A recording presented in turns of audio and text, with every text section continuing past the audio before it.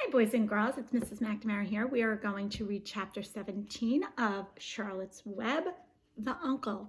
This is when we left off. They were on their way to the fair to show off Wilbur. So let's find out what happens. When they pulled into the fairgrounds, they could hear music and see the Ferris wheel turning in the sky. They could smell the dust of the racetrack where the sprinkling carts had moistened it, and they could smell hamburgers frying and see balloons aloft. They could hear sheep belting in their pens. An enormous voice over the loudspeaker said, "Attention, please! Will the owner of a Pontiac car, license number H2439, please move your car away from the fireworks shed?" "Can I have some money?" asked Fern. "Can I too?" asked Avery. "I'm going to win a doll by spinning a wheel, and it will stop on the right number," said Fern. "I'm going to steer a jet plane and make it bump into another one."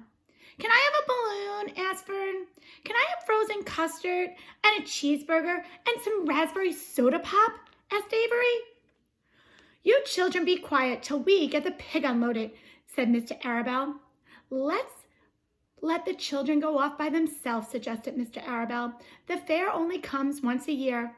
Mr. Arabelle gave Fern 2 quarters and 2 dimes. He gave Avery 5 dimes and 4 nickels. "Now run along," he said, "and remember, the money has to last all day. Don't spend it in the first few minutes. And be back here at the truck at noontime so we can all have lunch together. And don't eat a lot of stuff that's going to make you sick to your stomach. And if you go in those swings," said Mr. Arabelle, "you hang on tight. You hang on very tight. You hear me?" "And don't get lost," said Mrs. Zuckerman. "And don't get dirty." "And don't get overheated," said their mother. "Watch out for pickpocketers," cautioned their father. "And don't cross the racetrack when the horses are coming," cried Mrs. Zuckerman.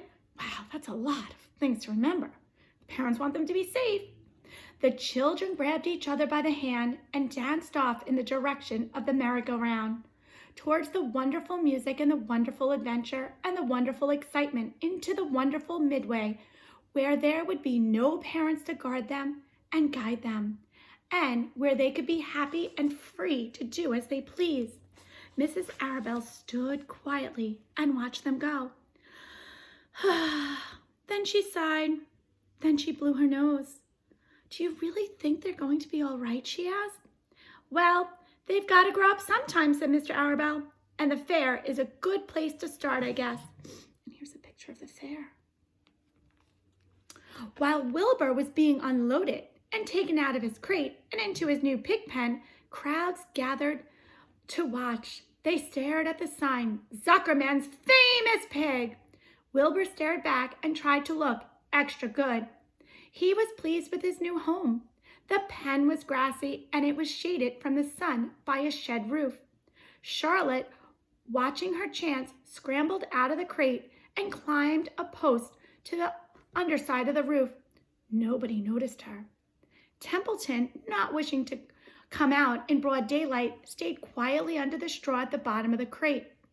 Mr. Zuckerman poured some skim milk into Wilbur's trough, pitched some clean straw into his pen, and then he and Mrs. Zuckerman and the Arabelles walked away towards the cattle barn to look at the purebred cows and to see the sights.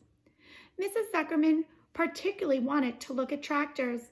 Mrs. Zuckerman wanted to see a deep freeze. Lurvy wandered off by himself, hoping to meet friends and have some fun on the midway. As soon as the people were gone, Charlotte spoke to Wilbur. "It's a good thing you can't see what I see," she said. "What do you see?" asked Wilbur. "There's a pig in the next pen, and he's enormous. I'm afraid he's much bigger than you are." "Well, maybe he's older than I am and has had more time to grow," suggested Wilbur. Tears began to come to his eyes. "I'll drop down and have a closer look," Charlotte said. Then she crawled along the beam till she was directly over the next pen. She let herself down on a drag line until she hung in the air just in front of the big pig's snout. "May I have your name?" she asked politely. The pig stared at her. "No name," he said in a big, hearty voice. "Just call me Uncle." "Very well, Uncle. replied Charlotte. What is the date of your birth? Are you a spring pig? Sure, I'm a spring pig, replied Uncle. What do you think I was, a spring chicken? Ha ha, that's a good one, sister. Mildly funny, said Charlotte. I have heard funnier ones, though. Glad to have met you, and now I must be going. She ascended slowly and returned to Wilbur's pen. He claims he's a spring pig, replied Charlotte. Here's Charlotte talking to Uncle. And perhaps he is. One thing is certain, he has the most unattractive personality. He is too familiar, too nosy, and he cracks weak jokes. Also, he's not anywhere near as clean as you, nor as pleasant. I took quite a dislike to him in our brief interview. He's going to be a hard pig to beat, though, Wilbur, on account of his size and weight. But with me helping you, it can be done. When are you going to spin a web? Asked Wilbur. This afternoon, late, if I'm not too tired, said Charlotte. The least things tire me out these days. I don't seem to have the energy I once had. My age, I guess. Wilbur looked at his friend. She looked rather swollen, and she seemed listless. I'm awfully sorry to hear that you're feeling poorly, Charlotte. Perhaps if you spin a web and catch a couple of flies, you'll feel better. Perhaps, she said wearily, but I feel like the end of a long day. Clinging upside down in her ceiling, she settled down for a nap, leaving Wilbur very much worried about her. All morning, people wandered past Wilbur's pen. Dozens and dozens of strangers stopped to stare at him and to admire his silky white coat, his curly tail, his kind and radiant expression. Then they would move on to the next pen where the bigger pig lay. Wilbur heard several people make favorable remarks about Uncle's great size. He couldn't help overhearing those remarks, and he couldn't help worrying. And now it's Charlotte not feeling well, he thought. Oh dear. All morning Templeton slept quietly under the straw. The day drew fiercely hot. At noon, the Zuckermans and the Arabelles returned to the pig pen. Then a few minutes later, Fern and Avery showed up. Fern had a monkey doll in her arms and was eating Cracker Jacks. Avery had a balloon tied to his ear and was chewing a candied apple. The children were hot and dirty. It's too hot, said Mrs. Zuckerman. It's terribly hot, said Mrs. Arabelle, fanning herself with an advertisement of a deep freeze. One by one, they climbed into the truck and opened their lunch boxes. The sun beat down on everything. Nobody seemed hungry.